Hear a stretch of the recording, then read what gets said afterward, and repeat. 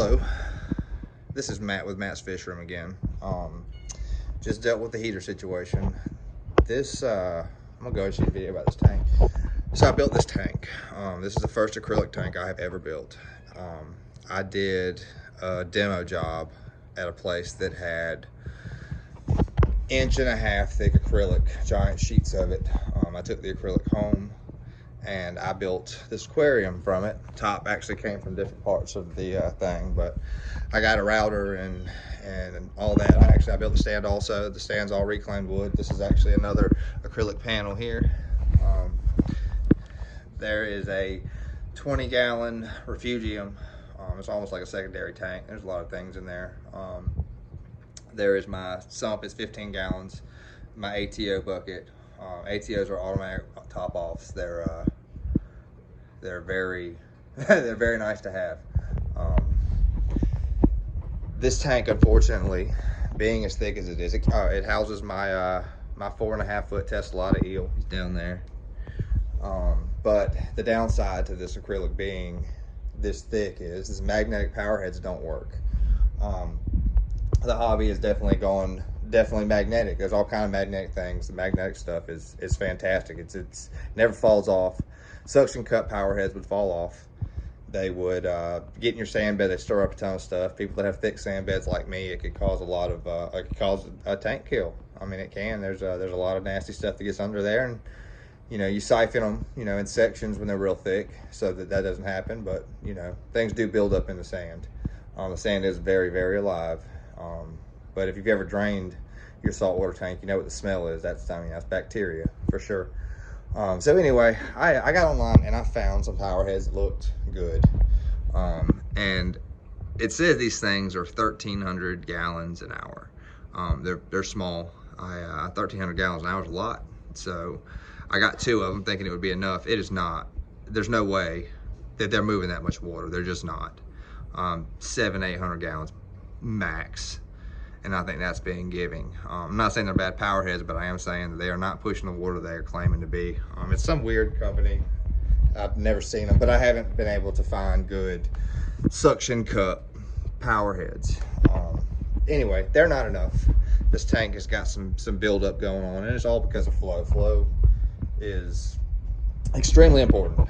The way oxygen gets absorbed into a saltwater aquarium is the water flow pulls in oxygen from the surface. So the more water flow you have, the more oxygen gets put into your system. You don't use bubbles. Now you can use bubbles. You can put things in. Certain fish won't tolerate it. Certain corals won't tolerate it, but you can put bubblers in. My cat's trying to get in the show. But I don't like bubblers in salt water. They cause salt creep. They get everywhere. It ends up falling in your tank, causes fluctuations. The key to a successful saltwater or reef tank is stable numbers, stable parameters. Spend some time on it and your tank will thrive in it. That being said, this tank here is really a fish only. I've got a few rock flowers in there that have just been with this eel for a long time. There's a few mushrooms up there that were just on a rock, Kenya tree, things like that. But this tank's been a learning curve and the water flow needs to be addressed. So I did order this. I ordered this. It's huge.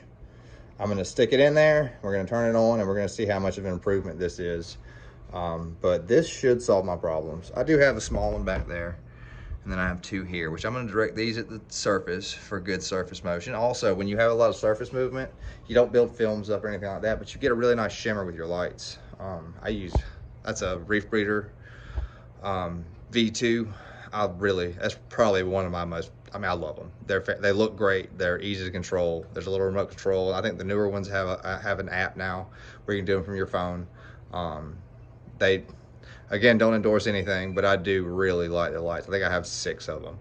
I even keep them over fish only tanks. I have a tiny bit of coral in here and it likes higher end lights. Anyway, give me just a bit to put this in the tank. And then we will come back, we'll turn it on and we'll see how that flow improves and all that good jazz. Okay, I'm back. I moved the 2 small ones to the outside. I put the big one in the center. And as you can see, right out of the gate, it stirred up tons of debris. There's a lot of flow in here now. There's a little damsel in the back though. He's swimming fine. The coral seems fine. But there's all this debris that's just been sitting in here. It collects, you're talking about nitrates, phosphates, you know, diatoms are growing, it helps to feed algae. It causes problems in your tank. The more flow you have, the more you can keep this stuff stirred up, the better off you are. Now this needs to be adjusted a little bit because it's doing a little bit too much on this corner, but this is important. You know, there's nice surface flow. You can see how cloudy it is. This is nice surface flow. This is several power heads. That also being said, I don't like how big these are and how they stick out. The magnetic power heads have really strong power heads in smaller containers. This is just, as of right now, what I could find that would take care of a tank, you know, this size, with the fact that I can't use magnetic connections. I have to use suction cups.